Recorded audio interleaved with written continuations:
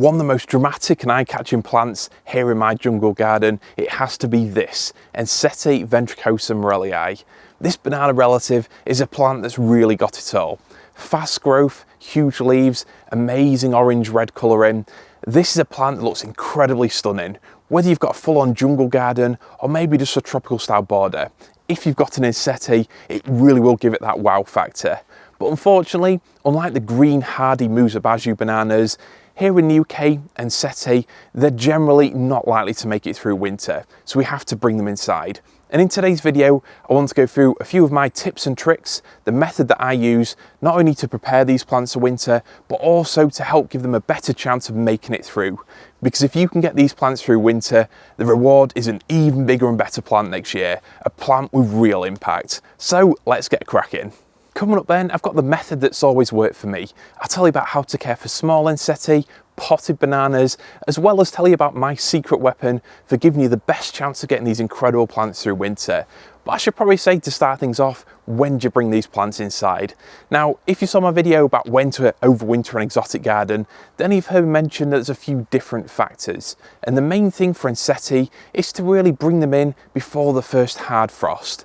So these are plants that, whilst they are classed as tender, they're not a plant that you need to worry about if it drops below 10 degrees. But personally here, I like to bring them in before the real hard frost. And as we're approaching mid-November now, it's about the right time. We've had an incredibly mild fortnight here, temperatures nearly 20 degrees, which is seriously unusual. But coming up, daytime temperatures are going to drop down to around 10 degrees. The nights will be getting closer to frosty temperatures. So really for me, that's the time to bring these plants inside. Potentially, you might get away with them being outside this year until mid-December. Who knows what's going to happen in December. But for me, with the imminent arrival of our baby very soon, and also a few busy weekends coming up, I thought I'd better do it now, while it's a dry weekend, get it sorted, and then I've got nothing to worry about. But the crucial thing is, you want to keep these plants outside for as long as possible. Definitely don't pack them away in September. Although I know a few of you will have brought them in last month because there's been a few frosts around the country, but luckily here we haven't had anything so far. But anyway, I know not to push my luck too far, and this weekend I'll be bringing these plants inside. So let's get started with the process. Just before I start chopping it up though, some of you might be wondering a simple question. Is it worth trying to keep the Ensete outside? Will it make it through UK winters out in the garden? Unfortunately, the chance of it making it through are very slim indeed. It would rely on the winter being very mild, also quite dry, your garden being in a very sheltered part of the country, and even in your garden, the Ensete would have to be in a proper little microclimate tucked away from the worst of the cold. The problem is that although these plants can take sub-zero temperatures for short periods, here in the UK, our winters are just too cold, too damp and too long for them. They might make it past Christmas, but I'm sure in January or February, they'll probably end up turning to mush. Yes, you might make them through, the chance is very slim indeed. And if it does, it might still grow a bit deformed next year. So in all honesty, I wouldn't chance it. I would certainly prepare it for winter and bring it inside. Some of you might be wondering, can I just dig my Ensete up, put it in a pot and grow it inside as a houseplant over winter? I wouldn't really recommend that unless it's a very small plant, and that's because firstly, these plants are just massive. Even in the second or third summer, you get huge leaves, and I don't know how big your house is, but for me, this will take up about half a room. So unless you've got an exotic style atrium, like the incredible place featured in my last video, then definitely I'd recommend preparing them in the way that I'm going to show you. It makes the whole plant a lot smaller, a lot more manageable. And as well as that, as well as the practicalities, if you try to grow these inside and the place you're growing it is anything less than really bright and cool, then unfortunately the plant will really suffer. It'll get incredibly leggy, you'll lose the colour, it'll start pushing leaves out too quickly, and the mixture of being too hot and also not light enough means that the plant's never going to do very well.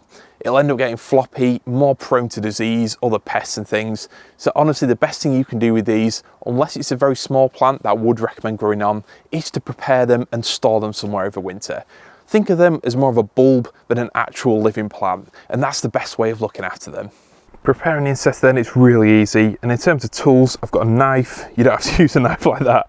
Any kind of sharp bread knife will do.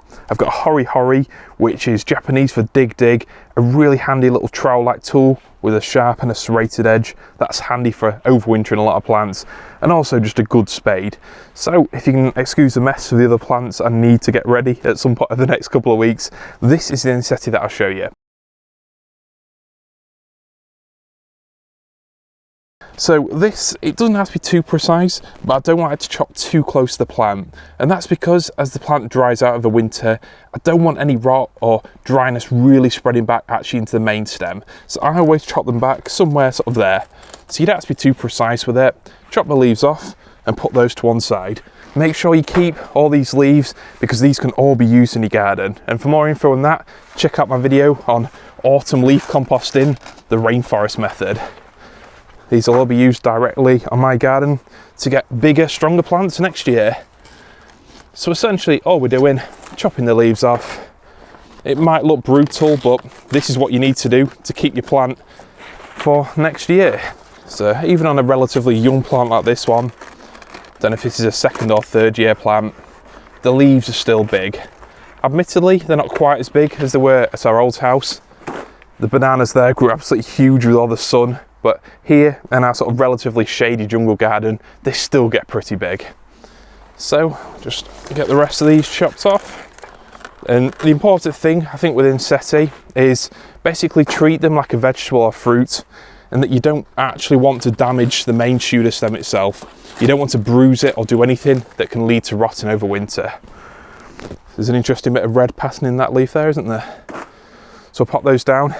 You can probably see the gunnery leaf there. It's just slowly descending into the ground, getting covered with leaves. That'll probably be my next project. I was going to do it this weekend, but realistically, there's no frost forecast. I think I'm going to leave them out for another couple of weeks before I start covering the crowns with the leaves.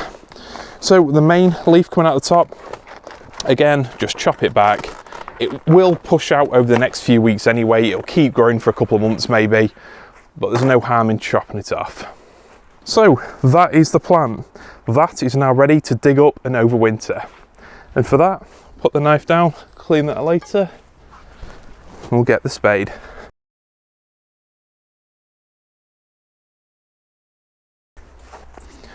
So I'm trying not to make too much of a mess of the surrounding plants, but you don't want to dig too close to the base of the plant itself. So I would generally give a few inches around it, just for these first few spades. And the idea is you just go straight down. We're not worried about the roots as such, but the plant has got a sort of corm under the base and you don't want to go straight through that. So what we'll do, won't try and get it out in one, just do a few spades around it.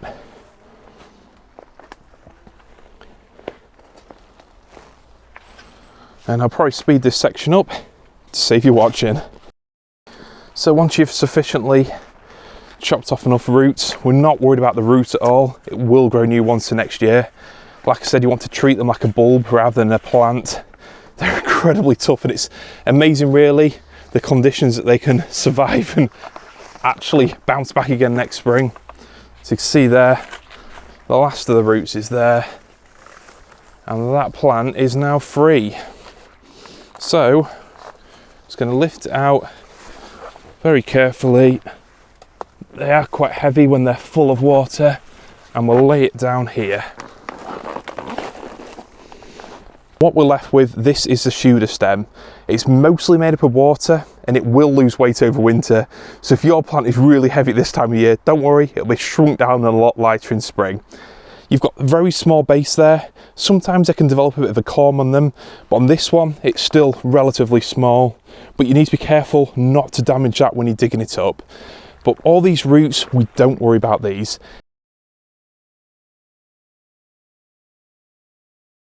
In fact, in spring, when we put it into new compost, it'll grow new roots. So at this stage, the only thing we want to do is to remove as much of this soil as possible.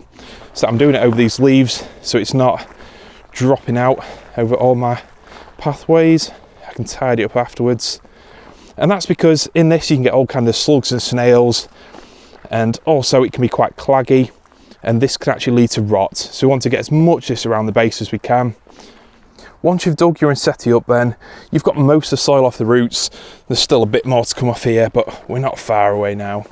Potentially you can wash it. I know it's counterintuitive if you're going to dry them out, but anything to get as much of this claggy garden soil off the roots, your plant has a lot better chance of making it through winter. So what I'm doing is basically leaving a few roots that will just prop it up inside an empty pot. That is all I'm doing. Get rid of as much of soil as possible and not damaging it. And the next step, this is one that can get a bit tricky if you've got a large plant.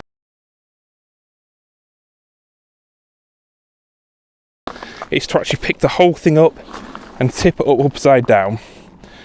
Now, these leaf bases, they collect a lot of the autumn rain, and on a large plant, it's incredible just how much water it can actually store.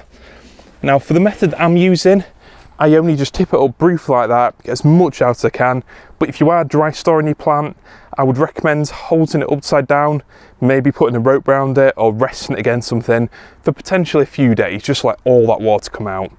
But essentially now, this plant is pretty much ready to have the final bit of tidying up and to be put in a pot to be brought inside Overwinter.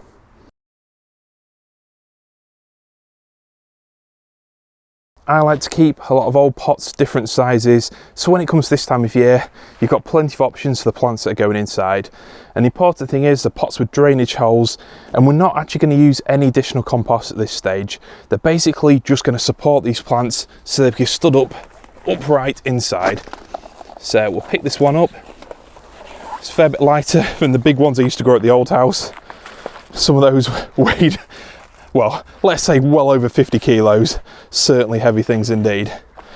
But this one, do the rest of the tidying up inside. But just quickly to show you, pick it up and we put it in a pot that's pretty much got enough room for those roots to prop it up. Something like that should be ideal. And we're not actually planting it in this, it's more of a storage method to keep it upright and to keep it propped up through winter. A bit of messing around in the mud later then, and the Ensete are dug up and ready to go inside. They've all been prepared with exactly the same method. Use a sharp knife to chop the leaf bases back, leaving a bit of the base, don't take them right back to the stem. And then literally dug a spade into the ground, a couple inches around each plant, levered the plants up, and then simply brush as much of the soil, trim off a lot of the leaves around the bases. So there's a bit more soil that can come off these. There's some of the leaf bases that can be tied up a bit, and there's also some tree leaves that are dotted around them, they can come out as well. And the last thing I did before laying them down is tip them upside down, give as much chance as possible for the rainwater to drain out, so as dry as possible, ready to go inside.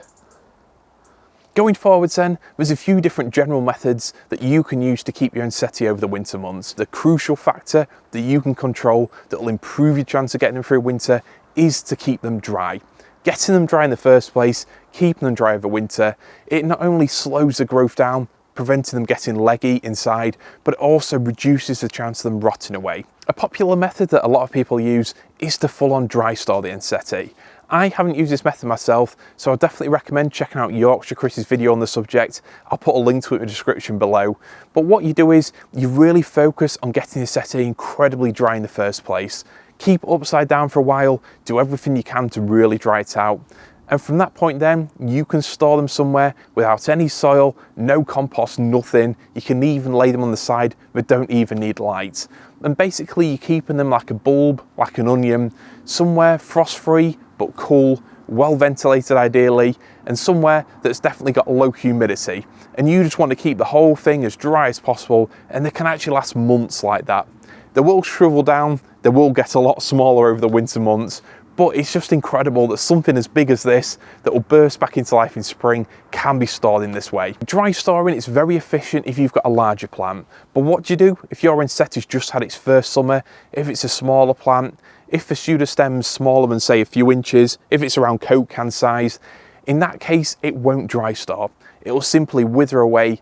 It doesn't have the amount of water in it, the reserves, to keep it going through the longer winter months. So what you have to do is to keep the plant growing to some extent. Now, this is always a bit of trial and error. You don't want to water them too much, you don't want to keep them growing, but I definitely recommend, rather than just putting them into an empty pot, put them into a pot of fresh, dry compost, and you just want to keep them ticking over through winter. And smaller Ensetes can be the hardest ones to get through. They are a bit tricky. If you leave them completely dry, they almost certainly won't make it. But if you water them too much, they'll try to grow too quickly, and that's not great either, because in spring you'll have to chop the whole thing right back and get new leaves to growing outside. So what I generally recommend is, if your plant's very small, if it's got a stem that's smaller than that, put it in a pot, put the dry compost around it, and then I'd leave it till around Christmas or so. And at that point then, maybe give it a bit of water, just a few drips, and then probably every few weeks or so, just keep topping it up. The plant's never going to look healthy, but you want ideally a couple of green leaves at a time, just so you know it's ticking over, barely growing, but still growing is better than declining. The third method that I use is a kind of hybrid between the two. I essentially dry store the Ensete, but stood upright in pots. So they're not in full active growth. You don't have to worry about them getting leggy and pushing out too many leaves, but equally, it's not like dry storing and that they're packed away somewhere dark and they really wither away over winter. So what I do is literally put the plants inside, stood up in these pots. You can either fill them with some dry new compost or literally just stand them in the pot using the roots to help balance them. Either way, it helps to dry the base of the plant out. And then the secret machine that I use is a dehumidifier. Now, I know how much electric costs, but I really think it's worth it. This is what I've done for the past few years. Use a dehumidifier in the room where you keep the Ensete. Whether it's a conservatory, a little downstairs utility room like I'm forced to at the minute, or a full-on amazing greenhouse, if you keep your Ensete in there, along with other plants that need drying out for winter, just having that dehumidifier on for 3 or 4 days, it really helps take all that water out of them. All the water out of the leaf bases, the cut leaf ends, it helps dry them out very quickly, seals them, and in my experience, definitely improves your chances of getting them through winter. At our old house, I always kept the Ensete in the conservatory, turned the heating down in there, and on mild days kept the windows open, and that was the perfect environment for them. Because it was bright, because it was well ventilated, because the sun's heat helped dry the Ensete out. Yes, they kept growing as I brought them inside, even without soil, the leaves were pushing through, but by around mid to late December, that growth started slowing down. The plants were kept dry, the place was well ventilated, and it was just frost-free, no problems at all. So that's probably the best place to keep them. But at the new house here, I've literally got a small end sort of utility room, which is a lot warmer and also a lot darker, which is far from ideal. So my solution to that is basically get a big tray, stand my Ensete in the pots, pack them in together, and again, use the dehumidifier to really dry them out as much as possible. So essentially, I am dry storing them, but not packing them away. I'm leaving them stood up in the pots, and that way, when it comes to February, March time, I can bring them outside, tidy them all up, put some new compost in. And at that point, I don't quite water them yet, but as the temperatures increase, as the brightness increases, they do slowly start growing. By March, you can start dripping them some water, only very slowly, and then by April time, you can bring them outside, get them used to the outside conditions, bring them inside whenever a frost is forecast, and planting them after the last frost in your area. Using this method, I've only ever lost small Ensete, and those are ones that I probably should have given some water to, but didn't. Everything else has made it through. I genuinely think it's the best way of growing them. Not only is there a high chance of getting them through winter, but also they don't lose as much size as full on dry storing them.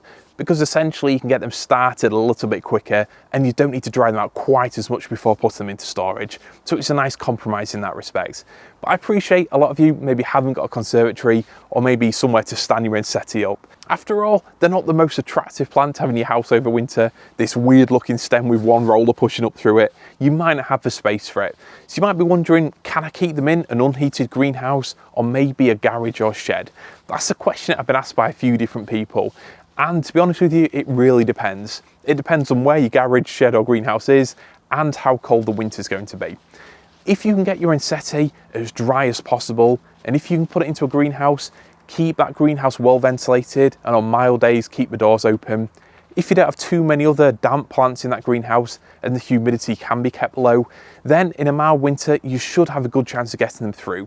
Ideally, if you can use a dehumidifier or some kind of heater just to keep them frost-free on the coldest nights when it dips below freezing, that will improve your chances. And the same for a shed or garage. If the garage is joined to your house, you get that heat passing through the walls. That garage should be frost free, and again, if you dry your Ensete out in the first place and keep the ventilation and airflow good, you should have a great chance of getting your Ensete through winter. If, however, your shed is actually on an exposed allotment somewhere very cold, there's plenty of humidity in there, moisture creeping through the walls, you don't open the door much, then it's likely that the Ensete will rot. So I guess really it's a case of trial and error. Doing as much as you can to keep the place frost free, doing as much as you can to keep it well ventilated, and the key above all else is to get your Ensete as dry as possible in the first case. If you've grown your Ensete in a pot this year, I did that for a couple of years, grew one in a massive 160 litre pot, then I'd still follow the same method of digging it up out of the pot. And that's for a couple of reasons really. Firstly, it's definitely going to be heavy to drag a huge pot into wherever you're keeping your Ensete. And secondly, all that soil, any kind of big volume of soil, definitely takes a lot longer to dry out. So you're much better off chopping the roots of the Ensete, digging it out and put it in a pot that's just big enough to keep it stood upright. That way it'll dry out better. You can use all the old compost with the leaves to help mulch and improve your garden borders, and that plant will dry out quicker over winter and have a better chance of making it through. So that's pretty much what I do for all the different sizes of the Ensete. And essentially this method, it might sound like a bit of faffing around, but it only takes 10 or 15 minutes to sort each plant out.